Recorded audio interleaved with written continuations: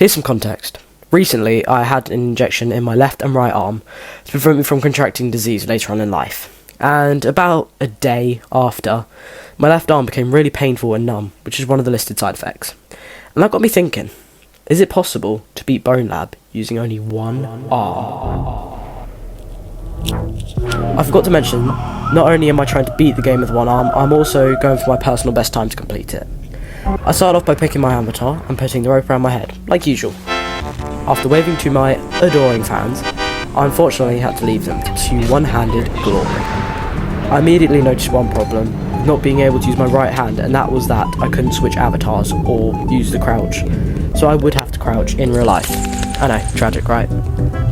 One thing I am allowed to use on the right controller is the jump button, as that is an essential part of the game. I had just acquired my first knife, and little did I know that this knife would be my greatest friend most of this playthrough. I painfully struggled to move these concrete blocks, but managed to flip the level and progress. Flip the lever, that's it. I met a crablet that had the most determination to live ever, but it was no match for my mighty blade. I tried to figure out a way to load a gun, but unfortunately, I couldn't figure it out. So what did I do? Resort to Bob the Blade, of course. Honestly, this part feels like I'm in Doom Eternal or Halo or something, because there's just so much going on. I tried using Bob as a throwing knife, but it really didn't work. A bit of a standoff with a pair of crablets and reached the final sector. You know how I was referencing games? Well, this part is like an Assassin's Creed level. There is a lot of sneaking and speed takedowns. Behold, Gorgon, the bringer of death. In an epic showdown, I heroically engaged in Mortal Kombat. Never mind. Oh dear, oh no, what tragedy. Bob, dearest Bob, has disappeared. And he would be gone for another 4 levels. A painful blow. Anyway, I had a bit of an issue with trying to pull the plug out, but I did it. And also, I got an epic sledgehammer. An immediate problem stumped me. 4 Omni projectors with not a lot of cover would surely be an issue, but I ran for it. Adrenaline surging through my veins. I had a few close calls, but we did it. I got a little Knoll Rat friend, his name is Heli. Yes, short for helicopter. Don't be mean to Heli. Leave a like if you love him. I'm gonna pause here, as if you didn't notice, poor Heli just watched me bludgeon a crablet to death, which I am sure left a mental scar on poor Heli. Look at him. I'm so sorry, Heli.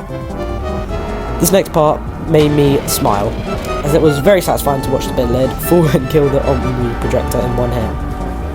I smacked a few crablets, moved the pillar, and tried to load the rifle, but to no surprise, I failed. I plowed through the wooden boards like a truck and beat up 2 gnolls. I couldn't help but notice how helpless this gnoll seemed as I repetitively threw my node in. I hate this bit, but the jump throw was pretty cool. I struggled dearly on the parkour and had a very close call, but we finished the level. I always skip mine dive, it makes me feel sick. I started off the level by grabbing this baseball bat, which would soon help me beat this entire level. I started fighting the Omni projectors and attempted to climb into the vent. This proved to be very hard, but after a little bit of thinking, I figured out that I could pull the desk out to make a ledge for me to jump into the vent. I couldn't help but aimlessly try to figure out a way to use a firearm during this playthrough, but no matter how many times I tried, I would always fail. Once again, I engaged in combat and for some reason decided it would be a good idea to try and throw my bat at the projector, despite it being right in front of me. After taking cover to regain health, I continued my battle. This did get a little too close for comfort, but hey, we are fine. I found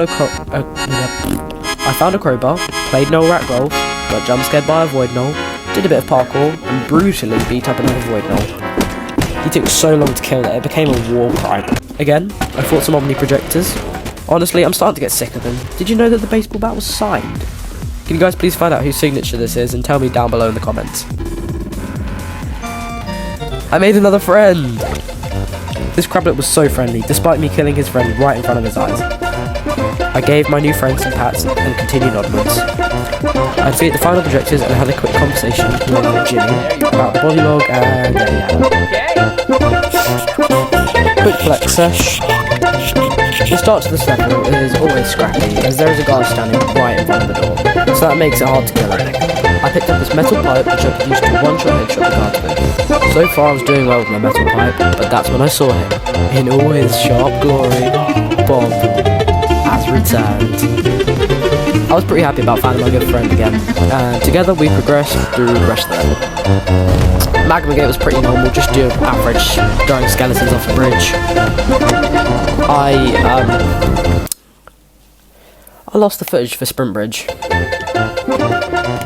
I got heavily distracted in Moose Base as I spent about 5 minutes dancing in front of this mirror, which was again fun, but we have a mission to complete. Monogon Motorway! Monogon Motorway was actually a lot harder than I thought. Something about the one-handed driving just didn't feel right.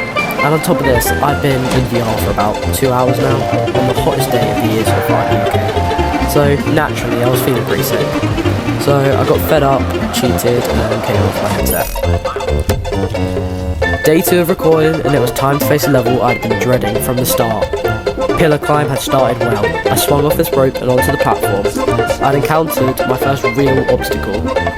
This little ladder would prove to be a lot harder than I thought, as it took me almost 2 minutes to get past. I found some really weird glitch where my legs stuck to the wall, despite me not holding on to anything, so I basically became Spider-Man. I decided it would be best for me to try again, so I fell back down to the bottom to restart my attempt. I made it past the ladder. I was now feeling determined to defeat this stupid level, but this sense of determination lasted only a few seconds as I fell back down. After beating the ladder again, I found a massive skip that would allow me to jump almost half of the first bit of the tower. I grabbed this shield and used a launch pad to fling me up to the second bit of the tower. A literal millisecond passed after I had landed and I received a blast to the face.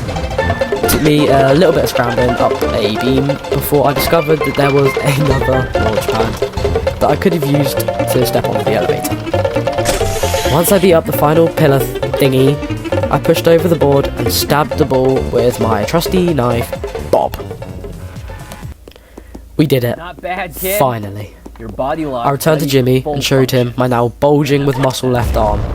I took the key and finally finished this challenge. I just wanted to say thank you so much for watching all the way to the end of this video and sticking with me all the way through this challenge.